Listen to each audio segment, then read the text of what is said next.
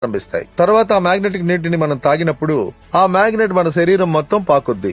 తర్వాత మన శరీరం మొత్తంలో ఏముంది, ఇది దేంతో తయారైంది? Blood cells.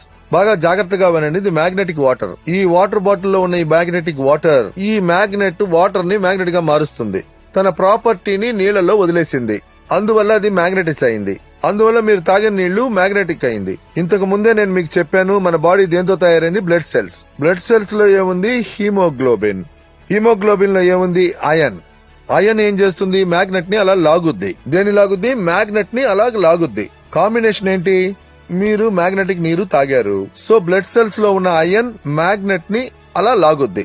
అలాగే లాగింది. మ్యాగ్నెట్ లోపల ఏముంది? నీళ్లు వచ్చాయి. నీళ్లు ఏని రూపం? ఆక్సిజన్. అగైన్ ఏమైంది? బ్లడ్ సెల్స్ కి నీళ్ల రూపంలో ఆక్సిజన్ లభించింది. ఈ మ్యాగ్నెటిక్ నీటిని మీరు తాగారంటే అది ఒట్టి నీళ్లు కాదు, వాటర్ కమ్ ఆక్సిజన్.